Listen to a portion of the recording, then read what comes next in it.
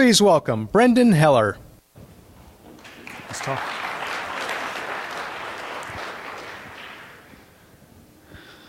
Hi, so I think today I am Act 3 of Intent Palooza 2017. And in this talk, I'm going to show you how mathematical network modeling doesn't just help to improve uptime and make operations teams more efficient, but it really provides the right answer to this question on the screens. How can I trust the network to correctly implement my intent? And I just wanted to add that repetition is the best way to knowledge, right? And so you're going to hear some themes that will seem very familiar, and I think that's because these things are true. So if one person says it, maybe there's a little bit of a question, but if two people say it, it must be true. All right, so who am I? What is Forward Networks? The quick version of our story is that all of the founders, myself included, joined Nick McEwen's lab at Stanford in 2007 and helped to bring SDN to the world over the next few years as we got our PhDs. And in 2013, we started this company with a goal of accelerating and de-risking network operations based on our frustrations with the progress that we had seen in those past 6 years at deploying things close to the intent-based solutions we're talking about now and not really getting SDN and other things into the world. So we added people from a number of great companies, we've added top-tier investors, and we have products that are now generally available. All right, so I want to talk about two sides of intent. And I want to start with a view of the intent-based space that I really like, and this comes from Drew at the Packet Pushers up on the website. So he says, at a very high level, intent-based networking can be broken out into two categories. A is, I want this outcome. Hey, software, please program the necessary devices to make it so. So this is the control or the orchestration side. Category B is, I want this outcome. Hey, software, did I get that outcome? That's the verification piece. Drew says Forward Networks belongs in the second category. That's because the product isn't applying any changes to production systems, but it's verifying that the actual state of the network meets the operator's intended goals. And so the operator's goals could be, these applications should be able to talk, this subnet should not have any reachability to the internet because it's supposed to implement a private space for this customer, or these data centers should have connectivity through at least this many paths of, say, this length. What I really like about verification is that this is something you can get started with today. Right? This doesn't require any changes to the control side of the network. It doesn't require trusting any code that may not have had as long to get baked. And it really is something that applies to pretty much every network. So how do we achieve verification? Well, we use a technique that I'm going to call mathematical network verification, or mathematical network modeling. So it's easier to actually explain it by talking about what it's not. So it is not simulation. It is not NS2. It is not sending discrete packet events. It is not emulation, so we're not finding firmware images and running them on virtual machines like GNS3 or Cisco's Vrl does. It's not sampling. We're not generating pings or trace routes or any kind of probing packets from the edge. And it's not flow collection. We're not grabbing counters or statistics for traffic that has already flowed through the network. It's something else entirely. A mathematical network model represents the behavior of the network, and it does two things. It understands all end-to-end behavior. And by end-to-end behavior, I mean if a packet enters the network everywhere, we should know exactly where that traffic is going to go, how it's going to get transformed by the network, and where it's going to come out. The second piece is that it has to support querying, right? If you're going to build all of these end-to-end paths, you need a means of getting the data out of that in a structured way. So you combine these two things, and you can think of it as a network behavior database. Now, these non-mathematical approaches up at the top left fundamentally cannot do what mathematical network modeling can. They can't be used to prove any properties, right? Because they're considering individual packets. They're not considering the space of all packets. They're not reasoning about whole network behavior. They also, because of this, have a hard time proactively identifying network misconfigurations because you're depending upon traffic being sent to find things in many cases, or you have no means of reasoning about them at all. All right, so let's move on. How do we build a mathematical network model? Well, you start with the device and try to abstract its behavior in a way such that you can predict its behavior for any packet. And in practice, this is what it looks like internally. There are a bunch of network functions blocks. They're all connected in some kind of pipeline. If you come from the OpenFlow world, this looks kind of like that. There are a bunch of rule tables that are connected to each other. So you do that for a device model. You do that for all of the devices. You figure out what the links are through LDP or through manually added means. And now you've got your network model. And your models are going to vary between vendors. They're going to vary in their support for the network device vendors that you support. So the big three are probably going to be supported, but there's a surprisingly long tail of additional devices that support varies for. Another one is they vary in terms of device types. So not everyone goes all the way into the load balancers, hypervisor switches, or increasingly more software-driven approaches that actually touch forwarding in the network.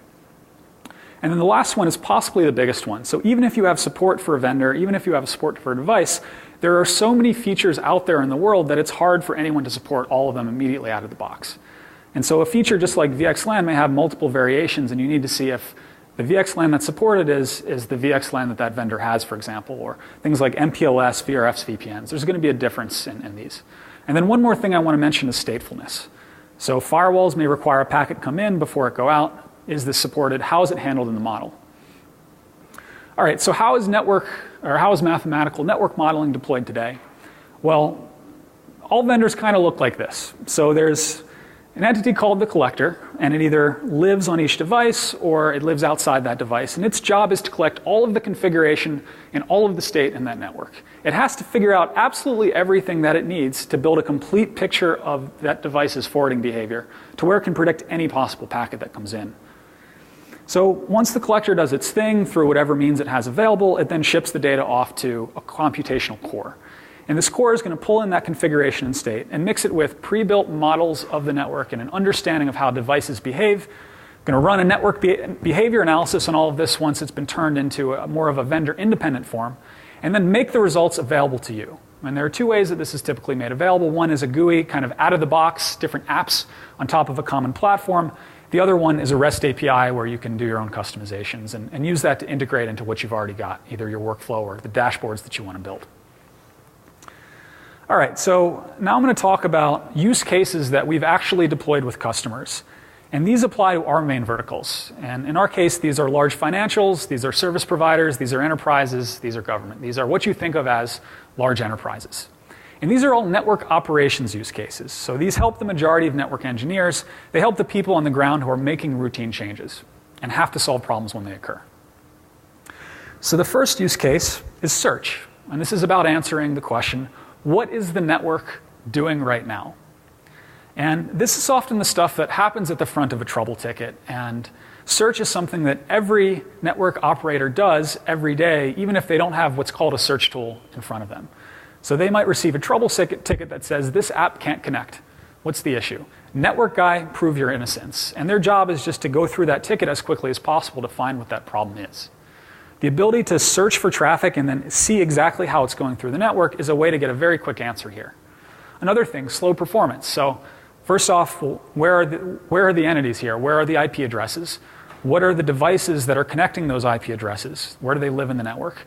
Okay, now I can take a look at those particular devices and focus on the links that are relevant. And in fact, we had a customer that built a completely custom dashboard that was mixing data from forward networks as well as from a counter storage tool, you can think of it, and building a dashboard where for any application they could build a custom troubleshooting view and automate what previously was logging into multiple systems and kind of looking at a lot of CLI output. Or another example here is just what's causing the outage, and doing searches, of course, can help with that because you can find examples of traffic that is going the way you expect as well as traffic that is not going the way you expect. So the value here, I think, is pretty obvious. You're going to save time, you're going to save money, you're going to reduce the mean time to resolution for problems when they occur. Okay, the second category here is continuous verification. So this is the network doing the right things, both now as well as in the future? And in the future, my network's going to evolve with changes to the topology, changes to the configuration, changes to the devices that are present inside there, and possibly even changes to the controllers that are operating. So some examples here, and I'll break it into three categories. The first is what I'll call general network hygiene. And these are the things that you want to get right, because if you don't get them right, they can come to bite you later. So these are the planted landmines. An example would be if you're reusing IP addresses. Another one would be if you have VLANs that are defined differently on two sides of a link. You're going to get a black hole if that happens. This is the kind of thing that isn't a problem if nobody's calling, but down the line the traffic may shift in a way that exposes that path, or the application traffic may change in a way that exposes some other problem, like an MTU mismatch. And every network we've ever come across has a bunch of these problems, and the ability to click a button and identify them automatically is really powerful. So that's general network hygiene. Second thing is connectivity correctness. So this is bringing the intent of how my particular network should work into a form to where I can test it and make sure that the connectivity I expect is actually there, as well as, of course, the flip side of if I want to ensure segmentation between these hosts or between the subnet and the rest of the world, is that the case? Is it actually implemented according to my matrix of connectivity, my spreadsheet or my written description or whatever it is that I've got? The value here is not just that you're avoiding outages and security incidents, but it's you can reduce the time to resolution, because if you define the intent or you have these general network hygiene checks going, often they're going to find problems in a very specific way and report that to you in a way that's highly actionable. Much better than hearing a customer call, things don't work, to be able to focus in on the problem from the beginning. All right, the next one is change window analysis. I find this one personally exciting because it has a very clear deadline, it has a very clear user, and it has very clear value. So a change window is one of those Saturdays where you're going to make a big enough change to the network to where you've got to plan out the entire sequence of operations. It's called a MOP, it's methods of procedures. These things can be 20 or 30 pages long. And the reason that everything is specified in advance in this document is so that you've got a plan to go through to minimize the chance of getting it wrong. And if anything goes wrong, you've actually also built up a plan for how you're going to undo the changes you've made. And it's hard to build a test lab that exactly matches the size of a real network. In practice, nobody does that. It's too expensive to have twice the full set of links and switches. And so in practice, there are always differences between the way the configuration looks at the scale of production and the way that it looks in the lab. And so these things really do happen. And when they happen, an application deployment gets delayed because you have to schedule another change window and you can't get that additional capacity or those fixes deployed in time. So anytime you're reconfiguring a device, bringing one up, shutting it down, or even when you're splitting or merging a company, a much bigger thing, these are change windows that have a lot at stake. And there is nothing that will give you more empathy for the network engineers for which this is their day job than being on one of these calls. And so I joined one of these calls. It was late in the day, Pacific time, and these were engineers doing things on Easter time, and so it was really late in the day for them because they had gotten into the office on an early Saturday morning. And I literally remember one of these engineers saying, "I've been here for 16 hours. What can you show to convince me that my network is working? Because I've gone through my full list and I think things are working, but that trading floor needs to work on Monday and I'm not 100% convinced here. What can you show me to give me that confidence that I want to be able to go home and not have to worry tonight?" So it isn't just about the emotional benefits here for the network operators, but it's the real business issues, business benefits of avoiding issues that actually affect customers and bring services up faster. And there's one more use case that I want to talk about that I call verified from the start that I'll talk about later, towards the end. So note that all of these are asking the same question. Does the network implement the intent of the operator right now? So now I'm going to switch to some lessons learned from doing mathematical network operating for pretty much 7+ years, right? 7+ years it started out as an existence proof that this kind of thing could work. And now 7 years later, we've got a deployed product, and I have to beam with pride right now because yesterday, Forward Networks received the Best of Show award for the networking and virtualization category at VMworld. So we're very happy with that. So I'm going to walk through 3 challenges, and at the end of these, I want to leave you with at least a little bit of an appreciation for what it's like to get this stuff deployed in the real world. The first challenge is establishing the behavior of devices. Should be easy, right? You get a device in the lab, you send packets, you look at where those packets are coming out, repeat a bunch of times, and you're done. The challenge in practice is that there is a massive vendor version feature matrix to test, and each of these is at least 10 things, and if we know anything from networking, cross-product problems are real. You don't want to have a bunch of numbers multiplied by each other. So let me give some numbers to this. Let's say it takes you 2 minutes to run a test. It's entirely realistic. It'll take some time to configure each device, especially if you have multiple devices in that test. It's going to take you a little bit of time to wait until those devices converge, and then you need to collect all of the state and configuration from them. So 2 minutes is reasonable. Let's say you have 300 tests per device. Now, this is not out of the ordinary. I'm not saying that every device we have is 300, but this is a reasonable number. And let's say you have 20 versions, which is also reasonable. You're now looking at a 1-week cycle to just run through all the tests you have for that one device, which is just unreasonable, because if you want to make changes to your collector, you want to make changes to your core, you want to make changes to your parser, you want to make sure that you're not regressing. And so you've got to go through all those tests again and make sure things are right. So maybe what you say is, okay, I'm just going to test one version, or I'm going to test just the major version. And what you find is behavior that is underspecified and inconsistent pretty much everywhere. So here's one specific example. ASA 8.2 did firewalling before it did NATs. The exact same configuration on the same device, when upgraded to ASA 8.4, would have very different behavior, because the NATing would happen before the firewalling. So the firewalling wouldn't do anything because it was operating on IP addresses that had already been translated and didn't match anymore. And this creates a security hole. And it's critically important that you find these little subtle bugs like this that exist in the real world so that you can get the most value out of your model and you can report real problems. In practice, establishing behavior is not so easy. It requires a team, it requires a dedicated lab, it requires software infrastructure, and it requires a lot of time. And we happen to spend a lot of time on this. You really have to test with real devices and build a one-of-everything kind of lab. Next challenge is scaling the analysis. So if you're finding all the end-to-end paths, then you're going to have to trace through them. And there are sources of topology fan-out. You've got ingress, you've got transit, you've got egress, and things like VRFs, things like VLANs, things like IPs that operate on individual ports or a subset of all the ports, all kind of split the traffic in a way that makes it harder to analyze and adds additional paths that you have to trace through. Second thing is large tables. So if you have a backbone router that's facing the internet, you can expect that you're going to have roughly 500,000 routes that it's receiving, and it's got a large IP table as a result. But what was surprising to me is that the number of access control list entries we've seen in real networks is surprisingly huge, over 64,000 in one case. And for NATs, why would you have 3,000 NAT entries, right? Couldn't you do it in fewer? Well, the answer is actually yes. In one case, you could do it in much fewer, but you're not necessarily in that position to suggest a change to someone's production config that hasn't, it's been built up over 10 years just to speed up the verification analysis a little bit. And then you've also got cross-product tables, especially with things like access control lists and IP.